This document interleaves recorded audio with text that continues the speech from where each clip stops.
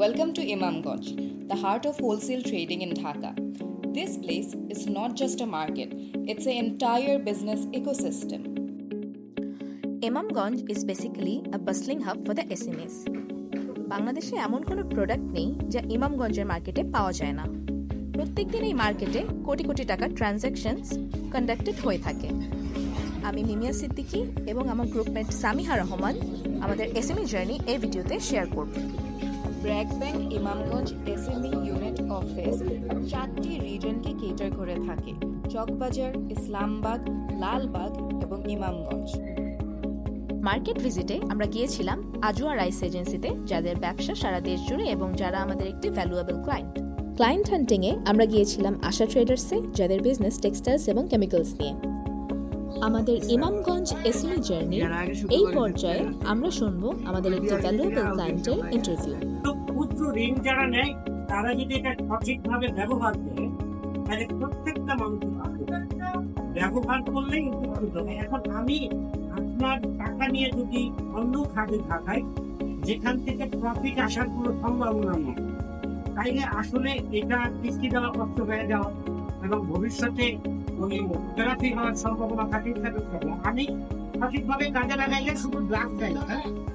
আপনি যে কোনো প্রতিষ্ঠান থেকে যদি লোন নেন, লোনটা যদি আপনি যথাযথ কাজে লাগান তাহলে আসলে ক্ষতি হওয়ার কোনো সম্ভাবনা থাকে না এবং অনেক বড় উপকার হয়।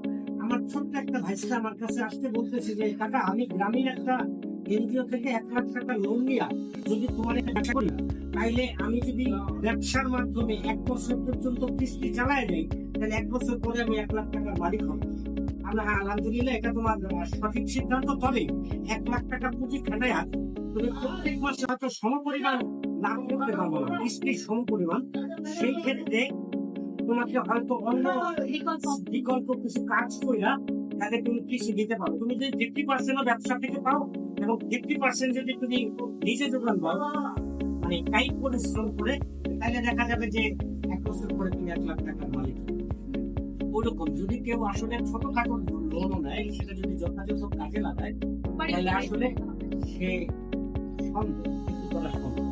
আর যারা আসলে দেউলিয়া হয়, এদের দেউলিয়া হওয়ার পিছনে কিছু কারণ বলতে, আমি ঋণ আছি, আমি ব্যাংক থেকে লোন পাই না, আমি আমার ঋণ দিয়ে দিচ্ছি, কালকে থেকে বিজনেস করার আমার হয়ে না, কিস্তিটা কি দিয়ে দিই, যার জন্য দেখা গেছে যে আমি এটা খেয়াল করি। আসলে যে লোকটা নিচ্ছে সে লোকটা জানি সঠিকভাবে আসলে কাজ করে, এটা একটু মাঝে মাঝে যায় দেখা। এতক্ষণ ধরে আমরা শুনলাম আমাদের একজন ক্লায়েন্টের থট প্রভোকিং পার্সপেক্টিভ। এরপরে আমরা গিয়েছিলাম একটি পেপার কোম্পানির CRM ভিজিটে। As we move towards the end of our video, we can say that SME is the backbone of our economy and the Imamganj market plays a powerhouse in that. আজ ব্র্যাক ব্যাংকের জন্য ছোট ছোট ব্যবসায়ীরা তাদের বড় বড় স্বপ্ন পূরণে সার্থক হয়েছে।